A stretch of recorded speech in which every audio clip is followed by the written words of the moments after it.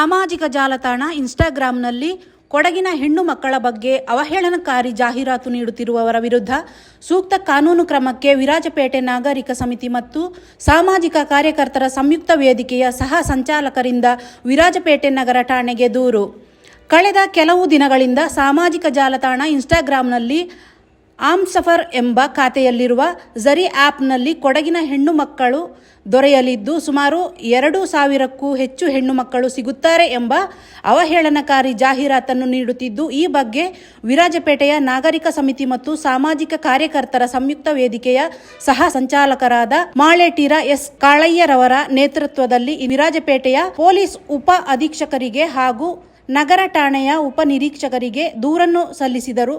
ಈ ಸಂದರ್ಭದಲ್ಲಿ ಮಾತನಾಡಿದ ಕಾಳಯ್ಯರವರು, ಸಾಮಾಜಿಕ ಜಾಲತಾಣದಲ್ಲಿ ಕೊಡಗಿನ ಹೆಣ್ಣು ಮಕ್ಕಳ ಬಗ್ಗೆ ಅವಹೇಳನಕಾರಿ ಜಾಹೀರಾತು ನೀಡುವವರ ಬಗ್ಗೆ ವಿರಾಜಪೇಟೆ ನಗರ ಪೊಲೀಸ್ ಠಾಣೆಯಲ್ಲಿ ದೂರು ಸಲ್ಲಿಸಿದ್ದು, ಕೊಡಗು ಜಿಲ್ಲಾ ಪೊಲೀಸ್ ಇಲಾಖೆ ಮೇಲೆ ಅಪಾರ ನಂಬಿಕೆಯಿಂದ ಈ ರೀತಿ ಅಪಪ್ರಚಾರ ಮಾಡುತ್ತಿರುವವರ ವಿರುದ್ಧ ಕಾನೂನು ಕ್ರಮ ಜರುಗಿಸಿ ಸೂಕ್ತ ಕಾನೂನು ಕ್ರಮ ತೆಗೆದುಕೊಳ್ಳಬೇಕು ಎಂದು ಹಿಂದೆ ಹಲವಾರು ಈ ರೀತಿಯ ಪ್ರಕರಣಗಳು ನಡೆದಿದ್ದು, ಇದಕ್ಕೆ ಮುಖ್ಯ ಕಾರಣ ಅನ್ಯ ರಾಜ್ಯದಿಂದ ಬಂದು ಕೊಡಗಿನಲ್ಲಿ ಕಾರ್ಯನಿರ್ವಹಿಸುತ್ತಿರುವ ಅನಧಿಕೃತ ಹೋಮ್ ಸ್ಟೇಗಳು ಮತ್ತು ರೆಸಾರ್ಟ್ಗಳಿಂದ ಈ ರೀತಿಯ ಅಪಪ್ರಚಾರ ನಡೆಯುತ್ತಿದ್ದು ಕೊಡಗು ಜಿಲ್ಲೆಗೆ ಕೆಟ್ಟ ಹೆಸರು ತರುತ್ತಿದ್ದಾರೆ. ಈ ಬಗ್ಗೆ ಸಾರ್ವಜನಿಕರು ಎಚ್ಚೆತ್ತುಕೊಂಡು ಇಂತಹ ಅಪಪ್ರಚಾರದ ಬಗ್ಗೆ ಕಿವಿಗೊಡದಂತೆ ಜನರು ಜಾಗೃತವಾಗಿರಬೇಕು. ಕೂಡಲೇ ಪೊಲೀಸ್ ಇಲಾಖೆಗೆ ಇಂಥವರ ವಿರುದ್ಧ ಸೂಕ್ತ ಕ್ರಮ ತೆಗೆದುಕೊಳ್ಳಬೇಕು ಎಂದು ಹೇಳಿದರು.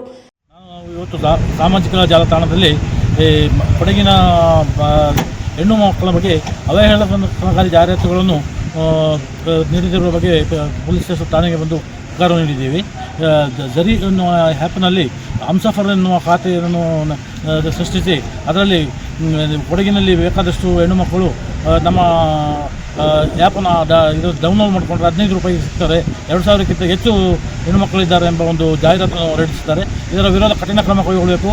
ನಮ್ಮ ಪೊಲೀಸ್ ಇಲಾಖೆಯ ಮೇಲೆ ನಮಗೆ ಅಪಾರವಾದ ನಂಬಿಕೆ ಇದೆ. ಇದನ್ನು ಕೂಡಲೇ ಭೇದಿಸಿ ಇವರ ಮೇಲೆ ಶಿಸ್ತಿನ ಕ್ರಮ ಕೈಗೊಂಡು ಇನ್ನು ಮುಂದಕ್ಕೆ ಈ ರೀತಿಯ ಜಾಲತಾಣದ ಅಪಪ್ರಚಾರಗಳು ನಡೆದಂತೆ ನೋಡಿಕೊಳ್ತಾರೆ ಎಂಬ ನಂಬಿಕೆ ಇದೆ. ಅದೇ ರೀತಿ ಈ ಮೊದಲು ಹಲವಾರು ಇಂತಹ ಪ್ರಕರಣಗಳು ನಡೆದಿದೆ.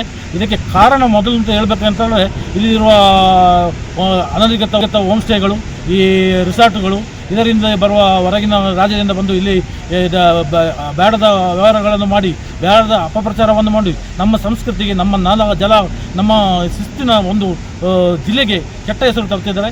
ಇದರ ಬಗ್ಗೆ ಜನರುಗಳು ಎಚ್ಚರಿಕೆಗೊಂಡು ಇನ್ನು ಮುಂದಕ್ಕೆ ಇದಕ್ಕೆ ಆಸ್ಪದ ನೀಡುವಂತೆ ಜನರು ಮೊದಲು ಜಾಗೃತರಾಗಬೇಕು ಮತ್ತು ಸಂಬಂಧಪಟ್ಟ ಇಲಾಖೆಯನ್ನು ಸಹಕರಿಸಿ ನಾವು ಇವರನ್ನು ಮಟ್ಟ ಹಾಕುವಂಥ ಒಂದು ಪ್ರಯತ್ನವನ್ನು ಮಾಡಬೇಕಂತೇಳಿ ನಾನು ಈ ಮೂಲಕ ಸಾರ್ವಜನಿಕರಲ್ಲಿಯೂ ಇಲಾಖೆಯವರಿಗೆ ವಿನಂತಿಸುತ್ತೇನೆ.